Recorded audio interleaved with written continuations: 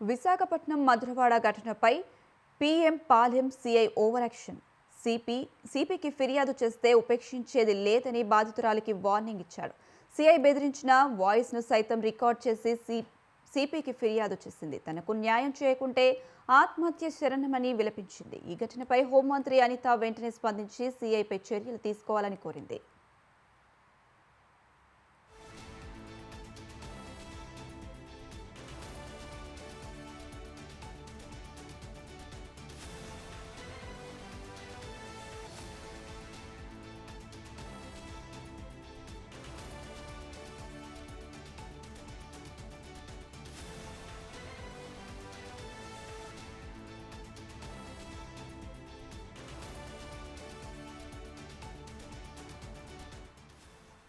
విశాఖపట్నం జిల్లా Madhurawada PM Palem PS పరిధిలో దారుణం చోటు చేసుకుంది. మిథిలాపురి వుడా కాలనీలో టిఫిన్ బండి నిర్వహిస్తున్న ఓ మహిళపై ముగ్గురు వ్యక్తులు దాడికి పాల్పడ్డారు. దాడి అనంతరం కిలోమీటర్ మేర ఈడ్చుకు వెళ్లారు. తీవ్ర గాయాలతో పీఎం పాలెం పోలీస్ స్టేషన్లో బాధితురాలు ఫిర్యాదు చేయగా రాజీ చేసుకోవాలంటూ సీఐ బెదిరింపులకు పాల్పడ్డారని ఆరోపిస్తుంది. మహిళ ఫిర్యాదును పట్టించుకోకుండా ఇరు వర్గాలపై సీఐ ఎఫ్ఐఆర్ చేశారు. సమయానికి మించి హోటల్ నిర్వహిస్తున్నందుకు కేసు నమోదు చేస్తామని సీఐ బెదిరిస్తున్నాడని సదరు మహిళ ఆరోపిస్తుంది. కేసు రాజీ చేసుకోవాలంటూ ఒత్తిడి చేస్తున్నాడని మహిళ సిపిని కలిసి ఫిర్యాదు చేస్తున్నారన్న వార్తల నేపథ్యంలో బాధితురాలికి మరోసారి ఫోన్ చేసి బెదిరింపులకు దిగాడు సదరు సీఐ.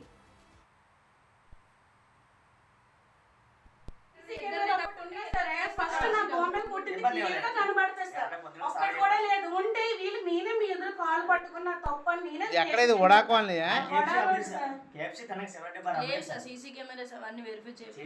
కేఎఫ్సి ఎదురుకంటే అర్ధరాత్రులు మీరు అమ్ముతారు. ఎవరిదా టిఫిన్ కూడా మీదే? 11, 12 వరకు అమ్ముతారు.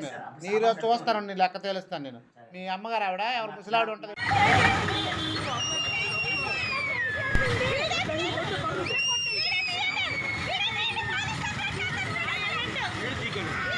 ఏంటండి ఇది రోడ్డు మీద?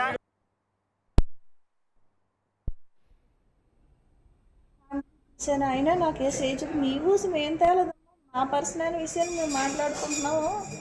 అలాగనేసి అన్నా సరే కానీ వదలలేదని గోడ మీద ఆయన ఇద్దరు వచ్చి కొట్టేసి జిత్తు పట్టుకొని వెంటనే పడగొట్టేసి రోడ్డు మీద గారు ఈడ్చుకెళ్ళిపోయారు. ఈడ్చుకెళ్ళిపోతే వచ్చి ఇడిపించారు. ఆ పక్కన ఇద్దరు మనుషులు కూడా ఇడిపించినా సరే ఆవిడ వదలలేదు. వచ్చాడు, ఎవరో బయట వచ్చి ఇడిపించాడు. అయినా జిత్తు వదలలేదు. నాకు నిలిపోయింది. నిలిపోయిన తర్వాత వీడియో తీయండి అని నేను కేకలేసాను. కేకలేస్తే వీడియో తీసాడు. వీడియో తీసాడు. తీసిన తర్వాత వాళ్ళ ఆయన్నేమో అల్లుడు తోసుకొని వెళ్ళాడు. వాళ్ళ ఆయన కొట్టడానికి వచ్చేస్తున్నాడు మీదకి. వాళ్ళ ఆయనేమో అల్లుడు తోసుకొని బయటికి తోసుకొని వెళ్ళాడు. మా ఆయన అడ్డుకున్నాడు. మా అల్లుడు